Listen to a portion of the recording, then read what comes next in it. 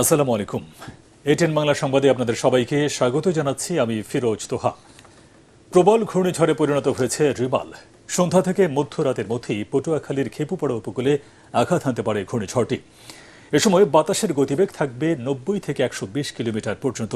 পায়রা ও মংলা সমুদ্র বন্দরকে 10 নম্বর এবং চট্টগ্রাম ও কক্সবাজার সমুদ্র বন্দরকে 9 নম্বর মহাবিপদ সংকেত দেখাতে বলা হয়েছে। বর্তমানে ঘূর্ণিঝড়টি উত্তর পশ্চিম বঙ্গোপসাগর ও তৎসংলগ্ন এলাকায় অবস্থান করছে বলে জানিয়েছে আবহাওয়া অধিদপ্তর। সবশেষ ব্রিফিংয়ে সব তথ্য জানিয়েছেন অধিদপ্তরের পরিচালক আজিজ রহমান। তিনি জানান, রিমাল এখন পায়রা সমুদ্র বন্দর থেকে 295 কিলোমিটার দক্ষিণে অবস্থান করছে, যার ফলে ঘূর্ণিঝড় কেন্দ্রের আশপাশের এলাকায় সাগর উত্তাল রয়েছে। ঝড়টি উপকূল অতিক্রমের সময় 8 থেকে 10 ফুট উচ্চতার জলোচ্ছ্বাসের আশঙ্কা করছে আবহাওয়া অফিস। এলাকায় প্রবল এটা যে স্বাভাবিক গতি দিয়ে আগাচ্ছে, কখনো 15 থেকে 20 কিলোমিটার বেগে, কখনো 10 কিলোমিটার বেগে এবং কখনো এটা 6 কিলোমিটারও নেমে আসছে। তো এই যে গতি ও শক্তি অর্জন করার একটা সিনড্রোমই ছিল, যেই কারণে আজকে এটা সিভিয়ার সাইক্লোন আমরা ডিক্লেয়ার করতে বাধ্য হয়েছি। অবশ্যই এখানে ভয়াবহতার কোনো কমতি হবে না, এই কারণে যে এর সাথে জলোচ্ছ্বাস, এর সাথে ভারী বর্ষণ, এর সাথে 110 থেকে 120 কিলোমিটার বেগে দমকা থেকে জোরো হাওয়া বয়ে যাবে। কোনো মানুষ উপকূলীয় জেলায় যারা অবস্থান করবে, গড়ে অবস্থানের কোনো সুযোগ নেই, তাদেরকে উঁচু স্থানে সাইক্লোন শেল্টারে অবস্থান করতে হবে। ঘূর্ণিঝড় আঘাত হানার আশঙ্কায় চট্টগ্রামের শাহ আমানত আন্তর্জাতিক বিমানবন্দরে দুপুর 12টা থেকে রাত 8টা পর্যন্ত সব ধরনের ফ্লাইট চলাচল বন্ধ ঘোষণা করেছে কর্তৃপক্ষ। বন্ধ ঘোষণা করা হয়েছে দেশের অভ্যন্তরীণ রুটের সব ধরনের নৌযান চলাচল। এদিকে ঝড়ের প্রভাবে দেশের বিভিন্ন স্থানে মধ্যরাত থেকেই গুড়ি গুড়ি বৃষ্টি হচ্ছে। উপকূলীয় জেলা বরগুনায় সকাল থেকেই বৃষ্টিপাত হচ্ছে, বইছে দমকা হাওয়া। আকাশও মেঘাচ্ছন্ন। নিরাপদাশ্রয়ে সরে যাচ্ছেন উপকূলের বাসিন্দারা। ঘূর্ণিঝড় মোকাবিলায় প্রস্তুত রয়েছে 673টি আশ্রয় কেন্দ্র। পটুয়াখালীতে ঝোড়ো হাওয়ার সাথে হালকা থেকে মাঝারি বৃষ্টিপাত হচ্ছে।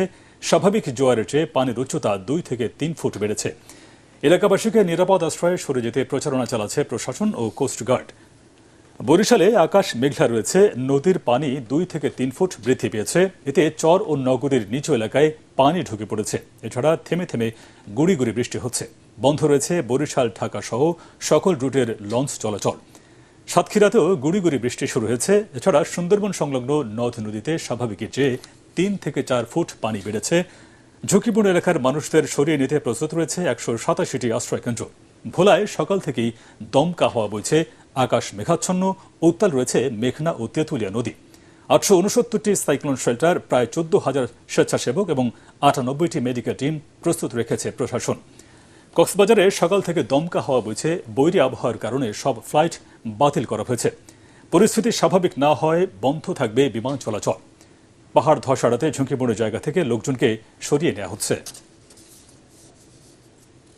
চলমান অর্থনৈতিক চ্যালেঞ্জ মোকাবেলায় বেশি বেশি দেশি বিদেশি বিনিয়োগ প্রয়োজন বলে মনে করেন প্রধানমন্ত্রীর বেসরকারি শিল্প খাত বিষয়ক উপদেষ্টা সালমান এফ রহমান। তিনি জানান, বৈশ্বিক কারণে জ্বালানি ও সারের দাম বেড়ে যাওয়ায় অর্থনীতিতে সংকট বাড়ছে। বিনিয়োগ উন্নয়ন কর্তৃপক্ষের ওয়ান স্টপ সার্ভিসের বাস্তবায়ন অগ্রগতি নিয়ে সেমিনারে ক্ষোভ জানিয়ে সালমান এফ রহমান বলেন, অনলাইন সেবা চালুর পরও সশরীরে গিয়ে সেবা নিতে হয়, যা দুঃখজনক। এনার্জি প্রাইসেরও দাম বাড়লো, সারেরও দাম বাড়লো। আমাদের যে 3টা জিনিস আমরা যেটা আমদানি করতাম ওটার উপরে কিন্তু যেহেতু আপনার দাম অনেকটা বললো, তার জন্যই আমাদের ইকোনমির উপরে অনেক অর্থনীতির উপরে আমাদের অনেক চাপ পড়েছে। চাপটা আমাদের মোকাবিলা করার জন্য সব থেকে গুরুত্ব জিনিস যেটা আমাদের দরকার অর্থনীতিটাকে আবার চাঙ্গা করার জন্য হলো আপনার বিনিয়োগ ছাড়া কিন্তু বিদেশি বিনিয়োগ, এবং শুধু বিদেশি না, আপনার দেশি বিনিয়োগ আমাদের দরকার। স্মার্ট পদ্ধতিতে যানবাহনের টোল আদায় হচ্ছে রাজধানীর মেয়র মোহাম্মদ হানিফ ফ্লাই ওভারে। টোল প্লাজায় স্বয়ংক্রিয় RFID ব্যবহারকারীদের দেওয়া হচ্ছে 10% ছাড়। যানজট এড়াতে ফ্লাইওভার ব্যবহারকারী যানবাহনগুলো ডিজিটাল এই পদ্ধতি ব্যবহার করলে সহজ হবে যোগাযোগ ব্যবস্থা, এমনটাই মনে করছেন সংশ্লিষ্ট কর্তৃপক্ষ। বিস্তারিত শফিউল আলম সুজনের রিপোর্টে। মেয়র মোহাম্মদ হানিফ ফ্লাইওভার দিয়ে দ্রুত গতিতে ছুটে চলছে যানবাহন। তবে অনেক সময় ফ্লাইওভারে পড়তে হয় যানজটে। যাত্রাবাড়ী থেকে গুলিস্তান কিংবা সায়দাবাদ যে কোনো প্রান্তে টোল দিতে অপেক্ষা করতে হয় বেশ কিছুটা সময়। তবে যেসব যানবাহনগুলো RFID ব্যবহার করছে তাদের টোল প্লাজায় অপেক্ষা করতে হচ্ছে না দীর্ঘ সময়। এতে সময় সাশ্রয়ের পাশাপাশি পাচ্ছে টোলের 10% ছাড়। না লাগালে জামে পড়তাম, ওই আগের গাড়ি টোল দিত, টাকা ভাঙতে দিতে হইতো, লোকাল গাড়ির সামনে খাড়ায় থাকতো। এখন আমরা অটোমেটিক চলে যেতেছি। অনলাইনে দিলে তো আমার টুল দেওয়া লাগে না, আমার তাড়াতাড়ি হয় আমাদের। 10% ছাড় আছে, তারপর অনেক গেলে যানজট কম থাকে। হানিফ ফ্লাইওভারের টোল প্লাজায় যানজট এড়াতে যানবাহনগুলো আগেভাগে রেজিস্ট্রেশন করলে ব্যবহার করতে পারবে ভিআইপি লেন।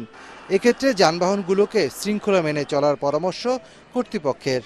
ম্যানুয়ালি কোনো টাকা পে করতে হবে না, সে সিস্টেমেটিক্যালি এসে অটোমেটিক আমাদের ফ্লাইওভার দিয়ে লেন দিয়ে বের হয়ে যেতে পারবে। ব্যবহারকারীকে যেহেতু নগদ টাকা পে করতে হবে না, সুতরাং এখানে ভাঙতি টাকা, ছেঁড়া টাকা বা নকল টাকার এই সমস্যাটা হবে না। RFID বা ডিজিটাল পেমেন্ট সিস্টেমের আওতায় যেসব যাত্রীরা এখানে আসবে তাদের জন্য হানি ফ্লাইওভারের পক্ষ থেকে আমরা 10% ছাড়ের ব্যবস্থা করেছি। গুলিস্তান এলাকায় কিছু অব্যবস্থাপনা আছে। সিগন্যালটা পরে হচ্ছে ফ্লাইওভার থেকে নামার পরে। এখন ওইখানে নামার পরে 4টা রাস্তার সংযোগস্থল ওইখানে। এখন 4টা রাস্তার মধ্যে ফ্লাইওভারটা একটা বড় প্রেসার আসে। গুলিস্তান যাত্রাবাড়ি নামার ক্ষেত্রে প্রতিটি টোল প্লাজায় RFID পদ্ধতি ব্যবহার করলে যানজট থেকে কিছুটা রেহাই পাওয়া যাবে বলেও জানান ফ্লাইওভার কর্তৃপক্ষ। শফিল আলম সুজন, ATN বাংলা, ঢাকা। পরবর্তী সংবাদ দেখার আমন্ত্রণ জানিয়ে এখনকার মতো শেষ করছি। ATN বাংলা সংবাদ ইউটিউবে দেখতে ব্রাউজ করুন, YouTube/ATN বাংলা নিউজ। ধন্যবাদ সবাইকে।